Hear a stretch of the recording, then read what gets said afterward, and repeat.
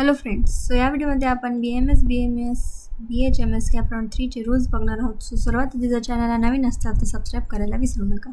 ठीक आहे. आणि आता कॅप राउंड 2 ची सुद्धा चॉईस फिलिंगची डेट संपलेली आहे. सो आता आपल्याकडे कॅप राउंड 3 ला चान्स आहे परत एकदा चॉईस फिलिंग करण्यासाठी. सो त्याच्यासाठी तुम्हाला खालील दिलेल्या नंबरवर मला व्हॉट्सॲपवर मेसेज करायचा आहे.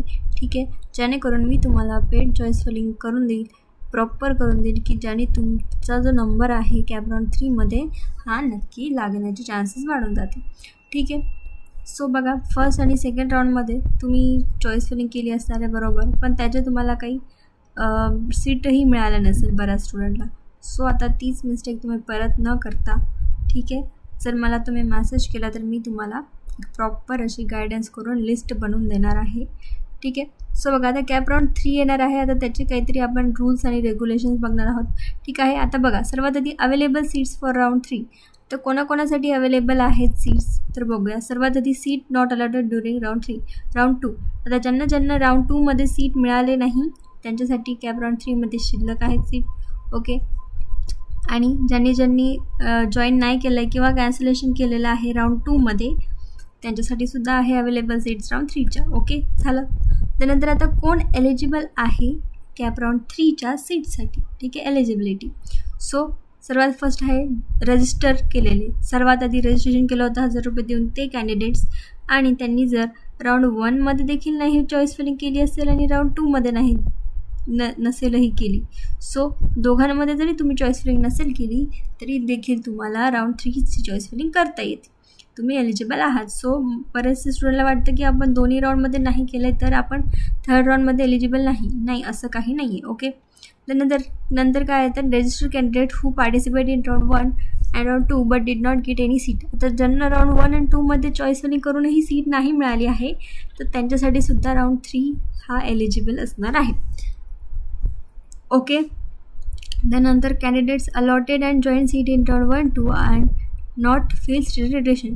म्हणजे ज्यांनी राऊंड 1 मध्ये किंवा राऊंड 2 मध्ये सीट जॉईन केलेली आहे पण त्यांनी स्टेटस रिटेन्शन फॉर्म भरलेलं नाही, ते सुद्धा एलिजिबल असणार आहे राऊंड 3 साठी. राईट. त्यानंतर candidates who have registered in round 3, आणि ज्यांनी नवीन रजिस्ट्रेशन केलं असणार आहे राऊंड 3 साठी ते सुद्धा एलिजिबल असणार. झालं. त्यानंतर काय, candidate will have to fill fresh preferences for round 3. All previous preferences will consider as null or void. म्हणजे कॅप राऊंड 1 आणि 2 मध्ये तुम्ही जी काही चॉईस फिलिंग केली असेल तर ती सगळी क्लीन होणार. तुम्हाला राऊंड 3 मध्ये परत एकदा चॉईस फिलिंग करावी लागणार आहे. ठीक आहे.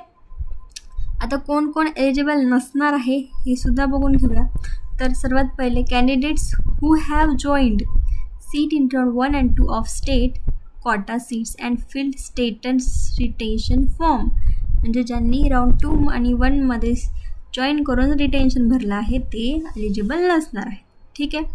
आणि ज्यांना बघा allotted a seat in round 3 of all India quota seats.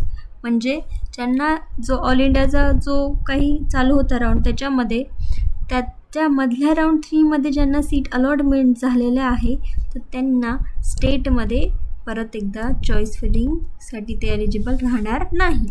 Okay, लक्षात ठेवा. आणि आता नंतर बघा, आता हे महत्त्वाचं आहे की जर कॅन्डिडेटला अलॉट झालेली आहे सीट ड्युरिंग कॅप राऊंड 3, आता जर तुम्हाला कॅप 3 मध्ये जर सीट अवेलेबल झाली आहे तर तुम्हाला ती विल हॅव टू जॉईन, तुम्हाला ते जॉईनच करावं लागणार आहे. सीट फ्री एक्झिट घेऊ नाही शकत तुम्ही. ओके. किंवा seat allotted during that round आणि will not eligible for subsequent rounds for state counseling process. मग आता आता बघा, तुम्हाला जर राऊंड 3 मध्ये भेटली सीट तर ती तुम्हाला जॉईन करावी लागेल, आणि त्यांना राऊंड 3 मध्ये सीट मिळाली आहे, ठीक आहे, अलॉट झालेली आहे, तर ते पुढच्या राऊंडसाठी एलिजिबल नाही राहणार. हे महत्त्वाचं आहे. ओके. मग आता आफ्टर 3 राऊंड्स तिथे कॅप राऊंडचे एक्स्ट्रा व्हॅकन्सी राऊंड चालू होतील जर सीट्स अवेलेबल राहिल्या तर. ओके.